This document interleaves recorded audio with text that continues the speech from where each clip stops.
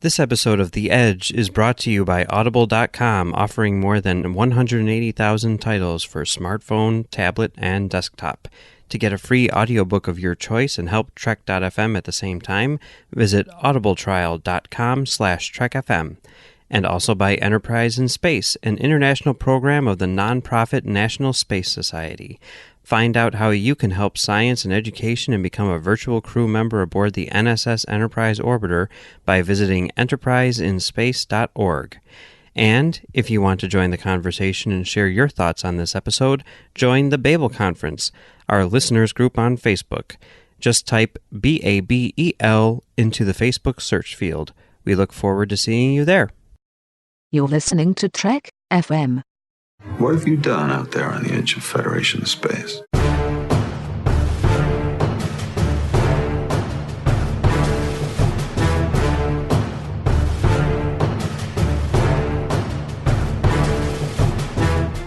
Hello and welcome to Tracks from the Edge, the show on Trek.fm, where we take a look at all of the episodes of Star Trek Discovery and provide audio commentary for them. I'm Mike. I'm Max. And today we're going to be taking a look at Star Trek Short Treks, Season 2, Episode 5, The Girl Who Made the Stars. Yeah, she made those stars somehow with stuff.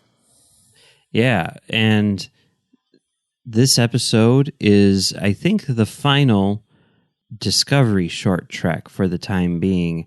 I think the next episode will be a Picard-focused short trek, and because of that will probably appear in the feed for the line. So, well, we got to play that by ear. We got to know what that ends up being, man. Yeah. So far, all we know is there's two girls who don't like each other who then become friends. What if it fits into Discovery continuity in some really specific way? What if it's somehow a Discovery short trek that somehow is relevant to Picard? Oh my God, what? Just go to the master feed and you'll find it. It'll be there. But it is kind of interesting. Like, if you look at the credits for all of these short treks, like they all say like created by Bryan Fuller and Alex Kurtzman, because there must be something there because of the whatever. I'm very curious to see like how those credits will play out with Picard. Are we going to get a preview of what the main theme is for Picard? Because of I don't know. It'll just be interesting to see. Anyway, we're not talking about episode 6 of Short Treks Season 2. We're talking about episode 5 of Short Treks Season 2. So, should we start this up? We should totally start it up. Okay. Oh, wait. One thing that we should say before starting it up. Sorry. All right, let's say it. This episode was directed by Olatunde Osunsanmi, who is the lead director on Star Trek Discovery, and it is written by Brandon Schultz, who wrote. He wrote Season 2, Episode 11 of Star Trek Discovery, which was the episode where I think you first see Burnham's mom for like an extended period of time for more than just one shot. Yeah, that's the one where like she goes into detail about all of the time travel she's done and has that crazy speech about how time is alive. Something like that. Yeah. Stalks you all your life. Yeah. It's a time is the fire in which we burn. Yeah. It's a predator. Yeah. Or a companion. I don't know. Anyway. No, that's Picard. All right. So should we watch this? Yeah, I guess. Okay. We'll give a countdown and then we will start the episode up in 3, 2, 1, start. Oh, there's the Discovery. The Discovery's flying. It's doing its thing. Star Trek shows up. Short Treks. Kind of interesting that this is the first short trek in which Burnham appears. Yeah. And it's weird. It's surprising. I did not see that coming. Yeah, I thought it was going to be. I mean, it makes sense that it's, to tie it in, that it's Burnham's dad telling her this story. And there's the plush frame. Oh my God, I want that. Yeah, I know. Well, if people will buy it, I'm sure they'll make it. So, it makes sense that it is the telling of the story, right? And not just the story. Because I had that in my head that it wasn't going to have this framing device. But it totally makes sense to have the framing device. So it also gives them some continuity latitude. They can have some stuff happen that doesn't make sense. Right, exactly. If you just say, like, once there was a girl, then it's like, well, I mean, you think that Ephraim and Dot had some continuity issues. It's like, holy crap. You know what I mean? Yeah. But, the stars didn't exist until she threw stuff into the air. Right. But if it's a bedtime story with a framing device, then, I mean, it's not like The Princess Bride takes place in, that continuity with Columbo and the kid from Wonder Years. You know what I mean? Yeah. It's just a story. So, yeah. So this is pretty cool too. I know in the last episode I was like, oh no, I'm not sure about the animation, but no, it totally works here. It's just kind of a stylized version. It's in the same way that like Into the Spider-Verse has a style. Not that it's the same style, but I think it works. Yeah.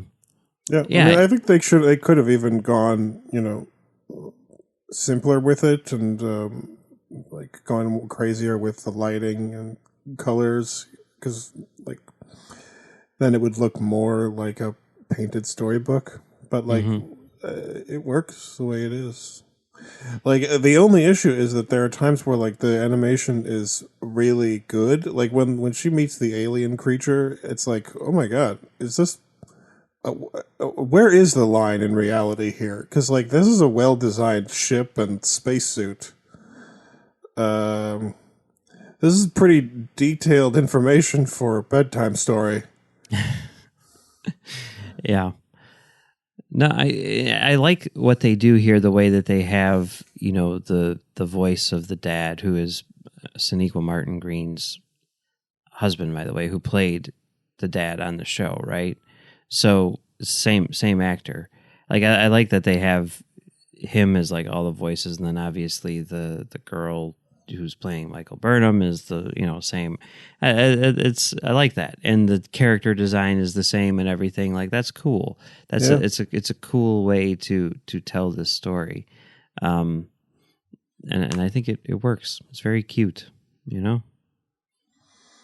Yeah, I mean, there are some sort of weird storytelling devices going on here that are interesting, and this is a really cool episode. I think that this is interesting. I like wondering where the reality is, because presumably there is some sort of true story at the core of this.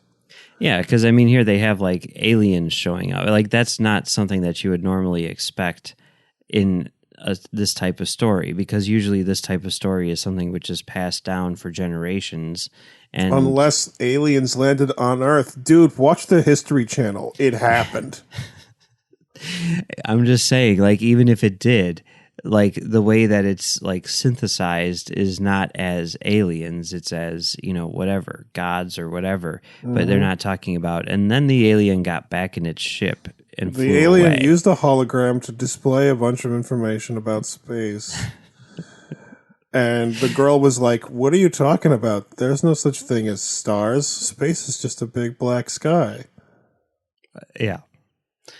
So it's interesting. It's interesting that they did that. And I was trying to think, like, is that an alien that we are familiar with? Like, is there some way to make this story work, or in some form or another? And I don't necessarily know that it does. I always want to go, like, anytime there's like a new like alien from the past, I always be like, oh, it's the Iconians. Yeah. That's got to be it, right? Because they're so cool. But I think we know that they were more or less bipedal, humanoid-ish. So that's kind of a thing. And that crazy abyss alien had all kinds of tentacles and stuff. I thought the same thing. I'm like, this is the alien from the abyss. It's pretty close to the alien from the abyss. I mean, I guess that could work, right? I mean, there's no reason to think that the aliens from the abyss haven't been around for a while. I mean, did the question that I have is the abyss Star Trek continuity? Like, is the abyss something that happened in Star Trek history? Because the ending of the abyss really does kind of start to set the stage for Star Trek's future. That's true. And we certainly have not learned the lesson from the abyss. No. So maybe you know why we haven't learned the lesson from the abyss? Because it's never been released on Blu-ray or even anamorphic DVD, so there's an entire generation which hasn't seen it. The generation which needs to see the abyss hasn't been able to watch it. I agree. I mean, like, ultimately, like, everything wrong with the world right now is the fault of James Cameron. Yeah, there was Terminator Salvation. What was the name of that thing? Terminator. Yeah. Anyway, so yes, but I don't think that the abyss works because even though it does show us heading towards that future, it would have been before the eugenics wars, or would it? No, it's it's the same time. It's pretty much concurrent. Right. Yeah. Still. No, doesn't work. All right. So, yeah, that was it. That was the girl. She made some stars. Yeah, I justify the possibility that this happened in history by saying that that what she did was she revealed some sort of thing. Like there was a shield blocking them from seeing the stars, and she made that go away, and that's how that works. And I don't know why that particular section of the Earth was blocked from seeing space, but I mean, there's probably a lot of stuff that was going on. I mean, aliens were visiting Earth on a regular basis at the time. Right. So, I mean, it does work. It does. I mean, it works in the, well, for one thing, it works because anything that they say could be not true. And we know that parts of it are not true. So whatever, there could be some kernel of truth in there, and then that's perfectly fine. But even if there isn't, I mean, who cares? I mean, the thing that it does, I think, more than anything is show the character of Michael back when she was a little kid, and you see that sort of origin for her, her personality, that sort of like drive, and that like, screw you, darkness. I'm not scared of you. Like that kind of thing. Yeah. I mean, that's why she doesn't sleep with the lights on in Discovery. There's not a lot of scenes of her sleeping. We can't really confirm that. Like with Tilly, I mean, yeah. I'm not sure. Yeah, because there's that scene where like she's asleep when Tilly comes in, and Tilly's like, "That's my bed."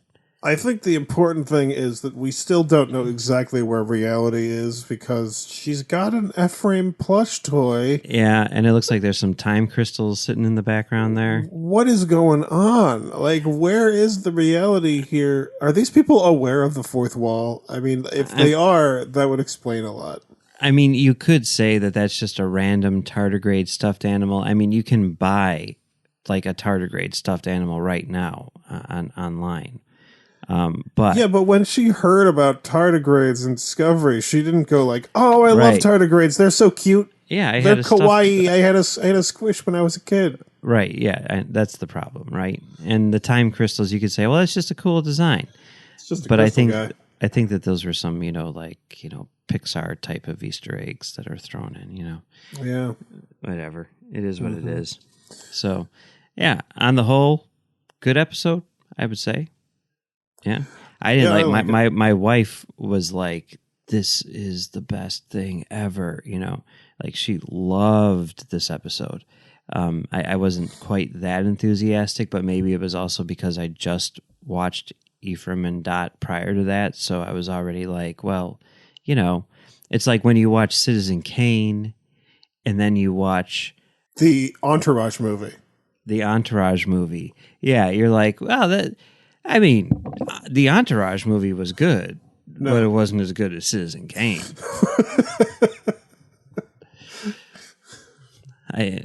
I'd say that was accurate. That's accurate. Okay. All right. Yeah, it's not. What's fine. Well, I would say that Ephraim and Dot is not quite as good as Citizen Kane, and the girl who made the stars is better than the Entourage movie, but they both fall in the middle. Okay. It is critical to figure out where these things rank. I mean, that's what gives our lives meaning, right? Well, look, I mean, I'm in a ranking mode right now because, we're at the end of the year, so I've been trying to compile my top 10 for the year. But then, on top of it, it's the end of the decade, so I need to compile my top 10 of the decade. Anyway, look for those lists soon. All right, that's it for Discovery. We don't know when there's going to be more Discovery. We just don't know. We're in Picard mode now. And then after that, I don't know. There's some question as to whether it's going to be season 3 of Discovery or season 1 of Lower Decks. Personally, I'm hoping for season 1 of Lower Decks. Nothing against Discovery, but I mean, holy crap, right? You know what I mean. I mean, it seems to me like what they've got to do is release another Discovery trailer. Oh, hey, let's do it. Yeah, let's ring in the new year with another Discovery trailer. Because if you're forgetting that Discovery, next season is coming soon, then, that's a problem for their marketing division. I'm not forgetting that it's coming soon. I'm saying I think Lower Decks comes out first. I don't know. I mean, I'm just happy about all of these things. I'm not really. I haven't forgotten that any of these things are coming. I'm just sort of number one is Picard because I've been waiting for that for a very long time. Number one is Picard because Picard has number one. That's not the reason, but okay. But number one is a big deal. He definitely proved that this is going to be an amazing show. So yeah, I'm excited about all of it. One thing which we didn't talk about at all, which was kind of weird, but they've made progress on the movie as well. They've hired Noah Hawley to write and direct. Yeah, I don't know how to feel about this because, on the one hand, those movies have not been good so far, and on the other hand, Noah Hawley is. I mean, this is weird to think, but he's kind of better than them. What's really weird to me is that everyone is like, why are they giving him another chance at making a movie after Lucy in the Sky? And my thinking is yeah, Lucy in the Sky was bad, right? Okay, fine. But how many Emmys has this guy won in recent years? And also, Lucy in the Sky, it was bad, but it wasn't he's oh, let me make a Star Trek type of movie and then failed. He was trying for something weird and crazy and messed up with Lucy in the Sky, and he went for it, and it didn't work, but he tried it. So, A for effort. You know what I mean? Yeah, I still haven't seen Lucy in the Sky. It didn't hold a lot of interest for me. But that's how it was with Fargo. It took me a million years to get around to that. I know that you're coming back to town next week. You know who else is in town? No. Why would I know? Noah Hawley shooting freaking Fargo. They set up their camp in Oak Park. Oh, that's weird. And they've been going all around. And Chris Rock is in this season and everything. I haven't seen them yet, and I hear that they're taking a break for Christmas, which makes sense. But we'll have to go on a little quest and see if we can track down Noah Hawley. And I did get a shirt made. I got one of these for Tarantino where it's like the original series credit font, and it says directed by Quentin Tarantino. And I just got one made that says written and directed by Noah Hawley. It's pretty awesome. So okay, yeah, that's cool. Anyway, be sure to check out our Discovery coverage throughout the week. We've got Live from the Edge. We've got Postcards from the Edge. We've got the main show. We've got Notes from the Edge. And you can find all of these in the main feed for the Edge or in the Trek FM master feed.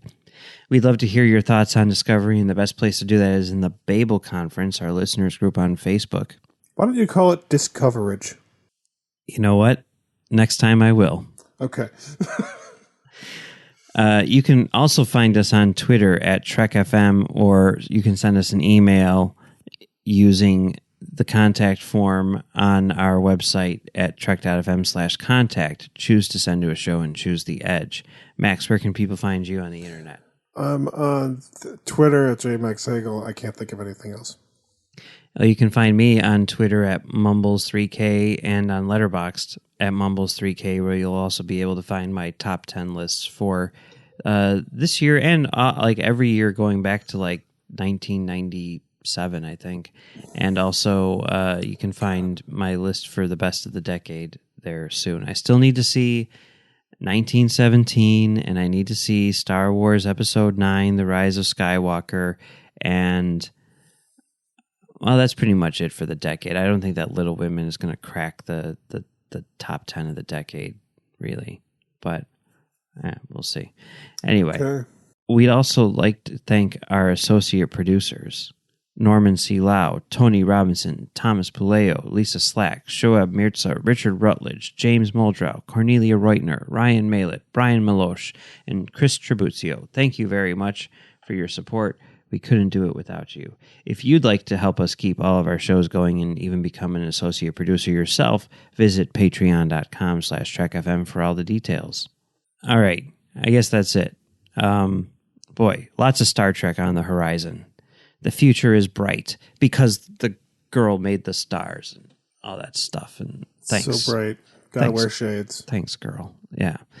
All right. I guess that's it. Until next week, do you have an edge pun that we can use?